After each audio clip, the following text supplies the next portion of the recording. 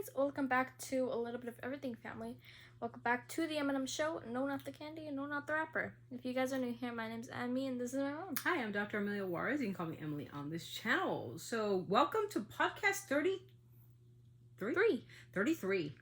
What will we be discussing today? Well, this is going to be a short video, but I wanted you guys to kind of infiltrate what I did on my other channel, Dr. Q Tattoo Girl PhD, and I want to reach out to parents in this particular segment. If you're not a parent, it's okay. When you have kids, listen to what I got to say. What do you do when a child loses interest in school? Why do they lose interest? They're bored. Why? I'm going to tell you why. First thing you're going to notice is influences. Friends. Friends are a big part of why kids lose interest. Second, gaming. Gaming, internet use, screen time use, that's a problem. Thirdly, lack of attention of the parents. If the parents aren't paying attention to their children and they don't care, they're too focused in their own lives, those are the three main reasons why kids start to lose interest. And of course, fourthly, if they have some kind of intellectual disability. There's a lot of intellectual disabilities, not just autism or not just mental learning disabilities, but there's dyslexia, inability to understand or comprehend things. There's a bunch of diagnoses I can go on here. But I'm doing this in this podcast and education, why it's important for parents to step up, advocate, and be involved. The first thing you need to do when a child is struggling, number one, is look at his influences.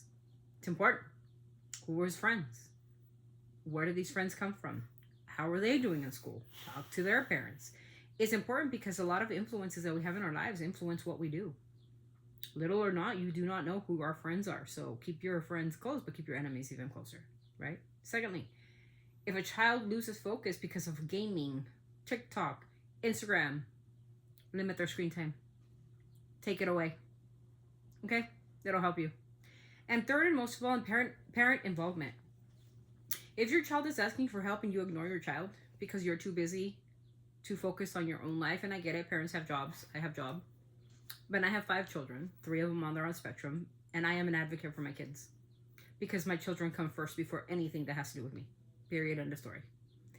And finally, of course, if your child has a learning disability, go to your local school district, ask for help, ask for tutoring, ask for after-school programs that will help your child become successful. Do not let your child not succeed, your child get behind because you were too busy living your life when our life is dedicated to our children. So if you see them bored, if you see them not interacting, if you see them on the computer, on their iPad, on their phone, take it away. You pay for it.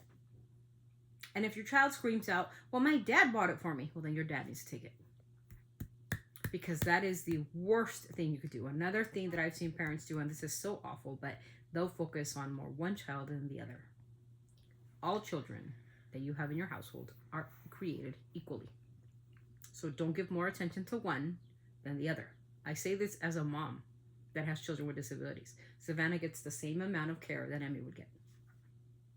Emmy gets the same amount of time with me when she's doing homework and she's struggling than Savannah would when she's doing her therapies. All my children are created equally. Alex gets the same amount of time, even though he's the youngest. He's a baby.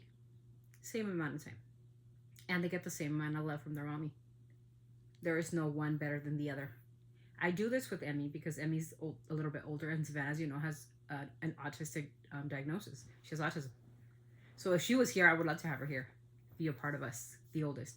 But unfortunately, my daughter does have autism. She doesn't understand music. It's a different way of her understanding it. So I wouldn't want her saying the bad words because she'll repeat them. Yeah. That's why she's not here. So if you guys are going to tell me, well, where's your oldest daughter? Well, my oldest daughter is going to be 18.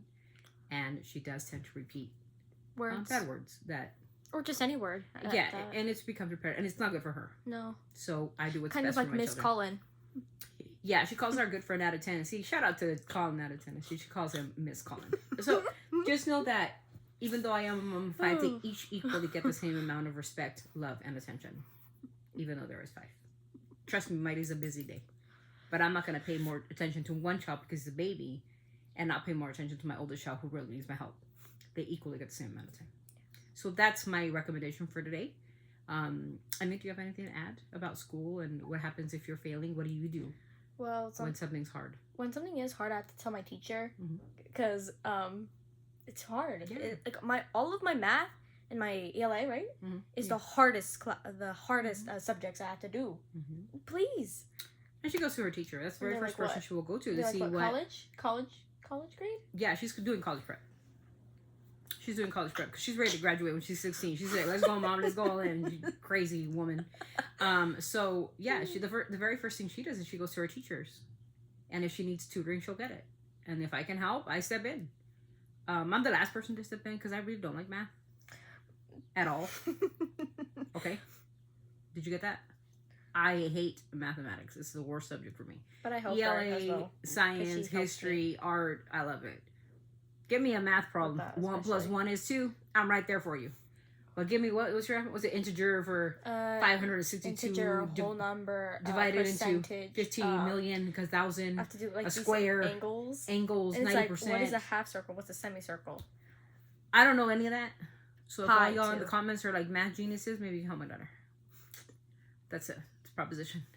I hope you guys have a wonderful day, and I hope you enjoyed the podcast. Don't forget to, if you want to interact with us, don't forget to write your questions down in the comment section. Don't forget to like, comment, subscribe, and tell somebody else about the videos. Especially this podcast. These podcasts are important for people who are struggling with children that are academically or educationally failing. So it's important as an educator myself to give you what I've been taught to help my children, that I can pass it on to another parent. God bless you guys. Keep it kind, keep it compassionate, empathetic, and most of all, keep it respectful. And if you're going to write something in the comment, keep it classy because you are what you write. Money doesn't buy class. It only buys cars. I'll see you guys in the next video. Thanks, guys. Be careful out there. Take care of yourselves, your children, and be an advocate for those who need it. Bye, guys. Always sending our love from our family to yours. Always sending our love from our family to yours. Bye. Bye.